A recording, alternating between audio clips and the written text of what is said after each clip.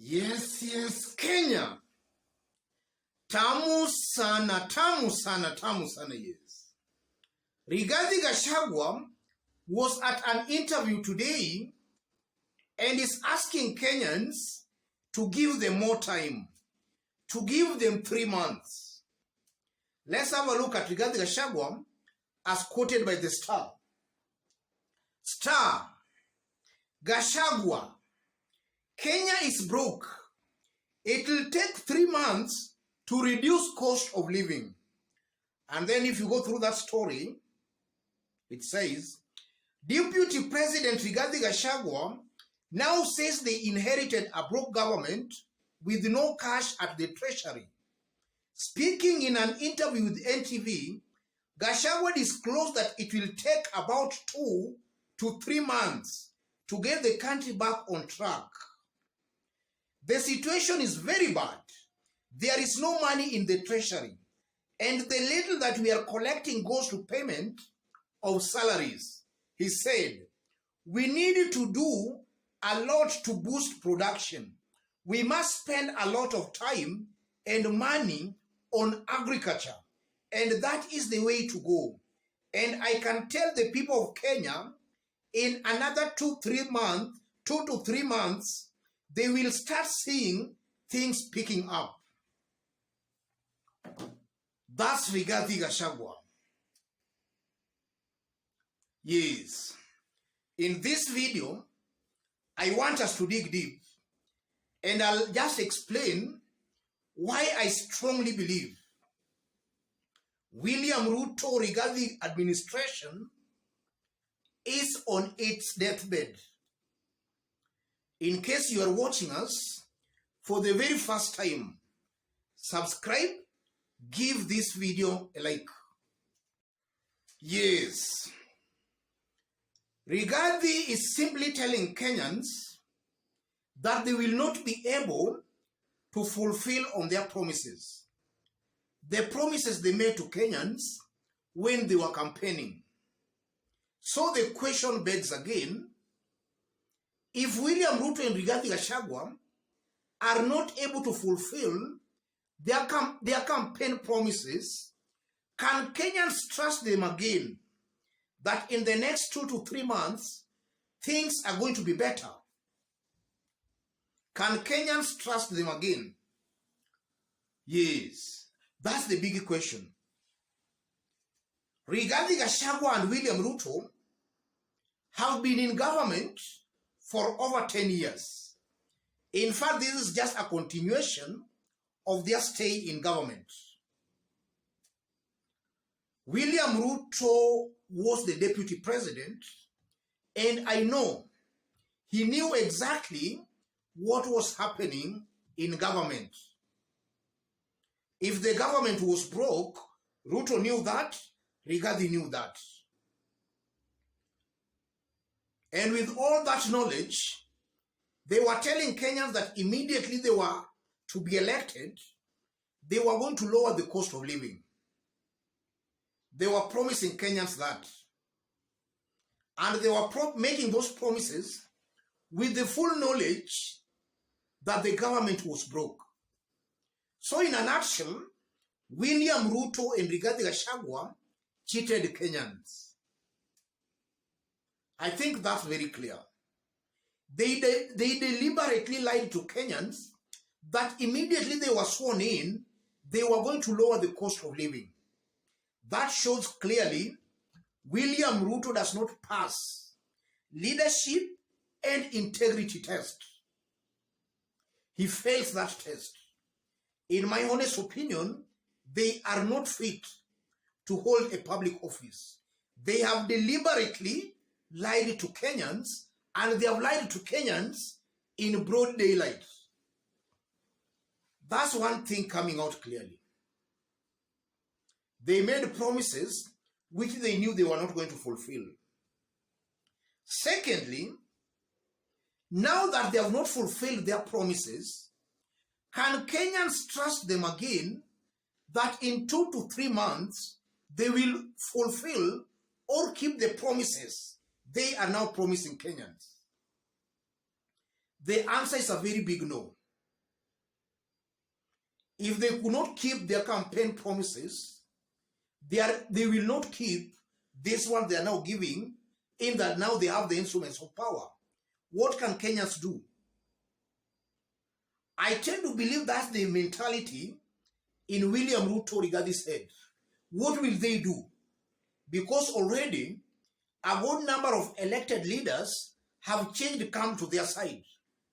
They can do anything they want in parliament. They have an absolute majority, going by the fact that quite a good number of Azimio elected leaders have joined them. So what can you do? You cannot impeach us. This is just arrogance coming out from William Ruto and Rigathi Gachagua. They are just telling Kenyans, what will you do? What can you do?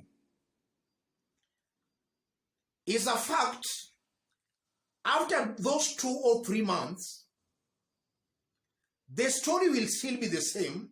Give us more time. You know, we are fixing it. This has been a 5-year problem.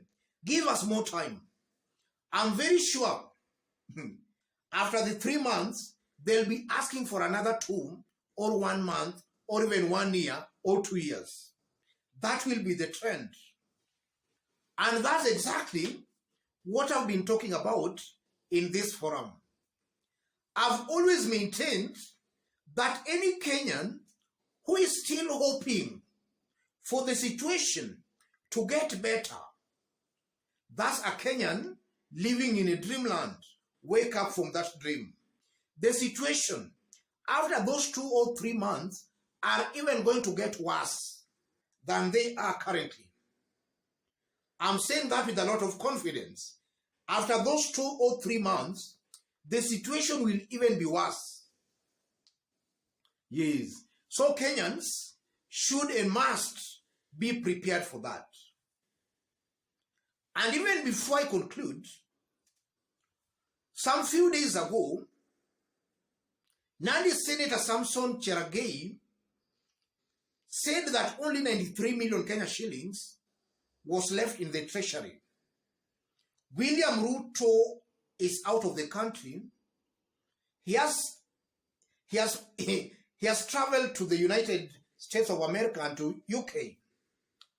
And I know the amount William Ruto is spending on his foreign tour is more than the 93 million Kenya shillings Cherargei was talking about. So where has the extra amount, where has that extra amount come from? Because I know Ruto is going to use more than 93 million that Cherargei was insinuating that was left in the treasury. I strongly believe this is a government that is just lying to Kenyans. They are just taking Kenyans in circles. And it's very painful and very unfortunate that some Kenyans are not seeing that. Some Kenyans are cheering them up as they mess up the economy. Just about yesterday, Oscar Sudi, taking to his Twitter handle, was boasting that he has freedom now and he could fly in a military chopper. That was Oscar Sudi yesterday. It's coming out very clearly that the freedom William Ruto and his team were talking about, just as I've been saying in my other videos, that was freedom for the leaders, the dynasties themselves, not the Mamamboga or the Boda Boda. I'm happy that it's not even taking long and the truth is just coming out. The truth is coming out very clearly. William Ruto Rigathi Gachagua cheated Kenyans. And Kenyans should not expect anything good from a William Ruto administration. It's now very clear to Kenyans that the so-called promises that they were going to form a government of Mamamboga, Boda Boda, those were just lies. That has been proved beyond any reasonable doubt. Those were lies. And the promise that they were going to lower the cost of living immediately they were sworn in, that has also been proved as another lie. That's very clear. And as I conclude, William Ruto and Rigathi Gachagua must know that Kenyans are getting impatient. They must act with speed to make sure they lower the cost of living. They must act with speed and they must do it very fast. Yes, they must do it very fast. Let me stop it there. In case you are watching us for the very first time, but so far you have not yet subscribed, kindly subscribe, give this video a like. And to our fans and subscribers here, I'm very much humble, very grateful for the kind of support you are giving me here. God bless you, God bless Kenya. Any other person who wants to have a discussion or a chat with me, or even to support this forum, I've pinned my number on the comment section. Channel any contribution or support to the number. Those watching us outside Kenya, drop a comment, let us know from which part of the globe you are watching us from. And if possible, subscribe, give this video a like. Let's meet in our next analysis.